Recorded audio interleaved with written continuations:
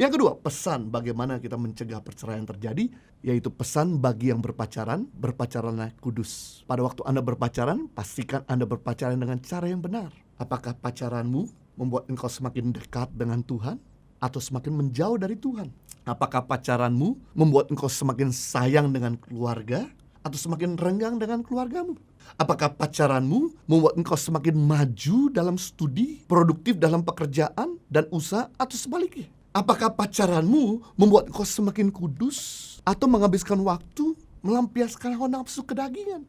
Saya cuma mau beritahu bahwa akibat dosa, maka orang yang tadinya sehat jadi sakit. Orang yang tadi hidup berkelimpahan jadi berkekurangan. Orang yang tadi kuat jadi lemah. Seperti Simpson yang paling powerful karena bermain-main dalam dosa, jadi powerless. Akibat dosa, orang yang tadi baik jadi jahat. Seperti Kain, gak pernah nonton film pembunuhan, tapi dia bisa bunuh adiknya sendiri. Itu sebab karena dosa. Karena dosa, orang yang bahagia jadi gak bahagia. Karena dosa, orang yang tadi bisa rukun rumah tangganya jadi sering bertengkar. Karena dosa, yang memiliki rasa hormat jadi kurang ajar. Saya teringat di dalam Kejadian pasal 3:16, di mana ketika manusia jatuh dalam dosa, maka persoalan mulai terjadi. Firman-Nya kepada perempuan itu, susah payahmu waktu mengandung akan kubuat sangat banyak. Dengan kesakitan engkau akan melahirkan anakmu, namun engkau akan birahi kepada suamimu dan ia akan berkuasa atasmu. Nah, menarik di sini dikatakan ketika manusia jatuh dalam dosa, maka si perempuan akan birahi kepada suaminya.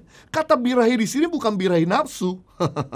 Mungkin bagi laki-laki luar biasa. Tapi kata birahi dalam bahasa asli ingin menguasai. Kata birahi artinya posesif kepada suaminya. Dan ketika manusia jatuh dalam dosa, maka dikatakan suami akan berkuasa atas istri. Kata berkuasa bukan memimpin. Kata berkuasa artinya diktator, kasar atas suami. Jadi ketika manusia jatuh dalam dosa, si laki-laki harus memimpin dengan benar, tapi karena dosa jadi berkuasa, memimpin dengan otoriter. Kalau dia gak bisa otoriter, memimpin dengan loyo atau lemah. Sedangkan si perempuan ketika jatuh dalam dosa harusnya menjadi penolong yang sepadan, tapi karena dosa jadi birahi. Kata birahi ingin menguasai, posesif, sehingga akhirnya tidak terjadi kerukunan.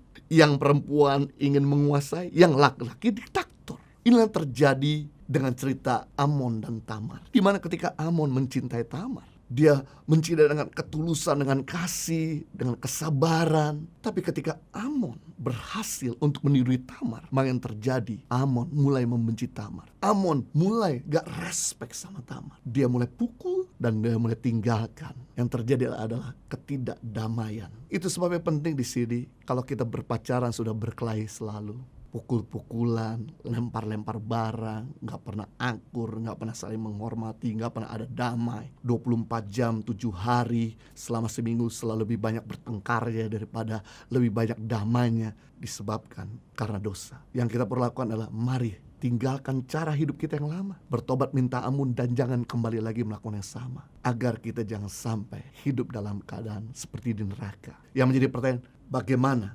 batasan berpacaran kami, Pak Jojo? Simple, sederhana. Batasan berpacaran sampai Anda merasa terangsang, berhentilah. Kalau Anda merasa terangsang, Anda lanjutkan, maka Anda pasti akan jatuh dalam dosa. Jadi kalau Anda cium pipi, cium kening sudah terangsang, berhentilah, ciumlah tembok. Kalau Anda pegangan tangan sudah terangsang, berhenti, pegang dahan pohon. Jadi patokannya jangan dilanjutkan kalau Anda begitu mulai merasa terangsang ketika Anda berpacaran. Jika Anda pacaran sudah jatuh dalam dosa dan tidak mau bertobat dengan sungguh-sungguh, maka ketika Anda masuk dalam pernikahan, Anda akan mengalami pergumulan yang sangat berat daripada mereka berpacaran dengan kudus. Ada begitu banyak kasus yang kami tangani, hampir 75% mereka yang ingin bercerai disebabkan karena mereka pernah melakukan hubungan suami istri sebelum diberkati dalam pernikahan yang kudus dan suci.